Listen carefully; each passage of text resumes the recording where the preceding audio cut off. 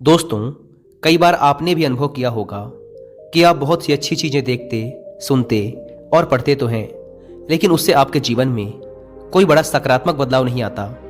आप उस आंतरिक शांति और खुशी का अनुभव नहीं कर पाते जो आप करना चाहते हैं। तो आखिर ऐसा क्यों होता है, जानेंगे इस वीडियो में गौतम बुद्ध के जीवन से जुड़ी एक कहानी के माध्यम से। बुद्ध अक्सर अपने शिष्यों को उपदेश दिया करते थे, और न केवल उनके शिष्य बल्कि दूर दराज के गांवों और नगरों से भी लोग उनके उपदेश सुनने उनके पास आया करते थे। एक बार की बात है, एक व्यक्ति बहुत दूर से हर रोज गौतम बुद्ध के उपदेश सुनने उनके आश्रम आया करता था। लगभग पिछले 1 महीने से वह लगातार बुद्ध का उपदेश सुनने उनके पास आ रहा था। वह बुद्ध के द्वारा कही गई हर एक बात को पूरा ध्यान लगाकर सुनता, और जब बुद्ध के प्रवचन समाप्त हो जाते तो वह वापस अपने घर चला जाता। एक दिन जब बुद्ध की प्रवचन सभा समाप्त हो गई तो वह उसके बाद भी वहीं खड़ा रहा। जब सभी लोग वहां से चले गए तो वह बुद्ध के पास जाकर बोला, मैं आपसे कुछ पूछना चाहता हूं। बुद्ध ने कहा, पूछो, क्या पूछना है? व्यक्ति ने कहा, मैं पिछले 1 महीने से हर रोज आपकी शिक्षाओं को पूरे ध्यानपूर्वक सुनता आ रहा हूं। मुझे वो हर एक बात याद है जो पिछले 1 महीने के प्रवचन के दौरान आपने कही है, लेकिन आपकी ये शिक्षाएं मेरे जीवन में कोई भी सकारात्मक प्रभाव नहीं डाल रही हैं। आखिर ऐसा क्यों हो रहा है कि आपके उन्हीं प्रवचनों को सुनकर कुछ लोगों की पूरी जिंदगी ही बदल गई, लेकिन मेरे जीवन में कोई सकारात्मक बदलाव नहीं आ रहा। अब तो मुझे लगने लगा है कि शायद मुझ में ही कोई कमी है। बुद्ध ने मुस्कुराते हुए पूछा, तुम रहते कहाँ हो? व्यक्ति ने उत्तर दिया, श्रावस्ती, यहीं पास के ही एक गांव में। बुद्ध ने फिर प्रश्न किया, तुम यहाँ आते कैसे हो? व्यक्ति ने कहा, कभी पैदल, कभी घोड़ा गाड़ी से, तो कभी बैलगाड़ी से। तब बुद्ध ने कहा, अब तुम मुझे ये बताओ कि क्या तुम यहीं बैठे बैठे अपने घर पहुंच सकते हो?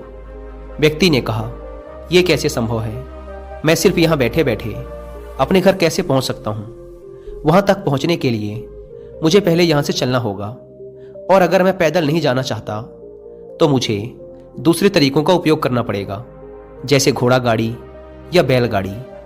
बुद्ध ने कहा, सही कहा तुमने। सभी को अपनी मंजिल तक पहुंचने के लिए चलना ही पड़ता है। बिना चले मंजिल को नहीं पाया जा सकता। ठीक इसी प्रकार जीवन में बदलाव लाने के लिए हमें इन शिक्षाओं का पालन करना पड़ता है। केवल मेरे उपदेशों को सुनने मात्र से तुम्हारे जीवन में कोई बदलाव नहीं आने वाला। तुम्हें इनके हिसाब से चलना भी पड़ेगा। अगर तुम सच में अपने जीवन में कुछ बदलाव लाना चाहते हो तो इन उपदेशों में बताई गई बातों को अपने जीवन में उतारो। इनमें बताए गए रास्तों पर चलो, तब जाकर तुम अपने जीवन में कोई सकारात्मक बदलाव होता हुआ देख पाओगे।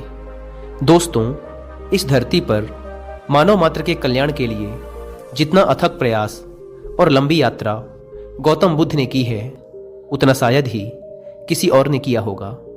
अपने ज्ञान प्राप्ति के बाद के अगले 42 वर्षों तक वह लगातार पूरे उत्तरी भारत में भ्रमण करते रहे।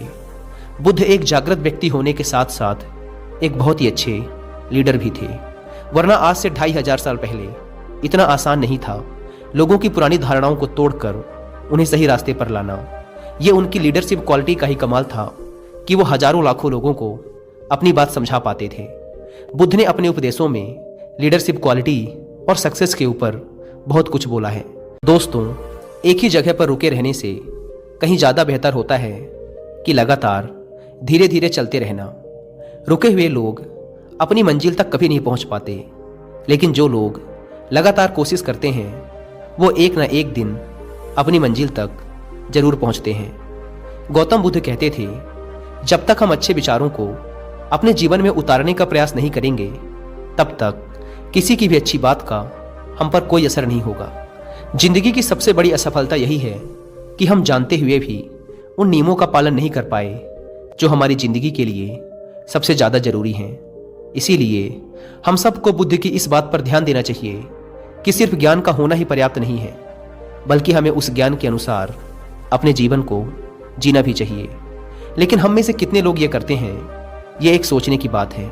दोस्तों, आपने भी अपने आसपास के कुछ लोगों को देखा होगा कि वो अक्सर अपने ज्ञान के डींगे हाँकते रहते हैं कि मुझे ये पता है, मुझे वो पता है, लेकिन वो शायद ही कभी उन बातों को अपने जीवन में लागू करते हैं। और क्योंकि उनकी कथनी और करनी में अंतर होता है, इसीलिए दूसरे लोग उनकी बातों पर भरोसा नहीं करते और ना ही उनकी बातों को गंभीरता से लेते हैं। हम दिन भर में बहुत सी अच्छी और बुरी चीज़ें देखते और सुनते हैं, लेकिन उनमें से ज़्यादातर चीज़ें हम भूल जाते हैं। कुछ चीज़ें हमारे दिमाग में लंबे समय तक रह जाती है, लेकिन बाद में हम उन्हें भी भूल जाते हैं। लेकिन उन्हीं में से कुछ चीज़ें हमारे सबकॉन्शियस माइंड में यादों के रूप में बैठ जाती हैं। लेकिन जिन चीज़ों को हम अपने जीवन में लागू करना शुरू कर देते हैं, फिर हम उन्हें करते ही रहते हैं। और यही वो चीज़ें हैं जो हमारी ज़िंदगी को प्रभावित करती हैं, और फिर ये धीरे धीरे हमारी आदत बन जाती हैं, और अंततः ये हमारे व्यक्तित्व का हिस्सा बन जाती हैं, और फिर हमारे स्वभाव में इनकी झलक दिखाई पड़ती है। इस बात से कोई फर्क नहीं पड़ता कि चीज़ें अच्छी थी या बुरी, हम जिस भी चीज़ को करना शुरू कर देते हैं वो हमारी आदत बन जाती है और अंततः हमारा व्यक्तित्व। और अगर चीज़ें अच्छी थी तो हमारा व्यक्तित्व भी सकारात्मक होगा और हम लोगों को सकारात्मक तरीके से प्रभावित करेंगे। लेकिन अगर चीज़ें बुरी थी तो व्यक्तित्व भी बुरा ही होगा और फिर हम लोगों को नकारात्मक तरीके से प्रभावित करेंगे।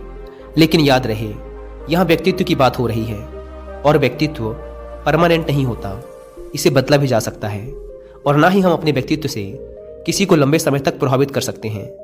केवल चरित्र के द्वारा ही कोई भी इंसान दूसरों को लंबे समय तक प्रभावित कर सकता है।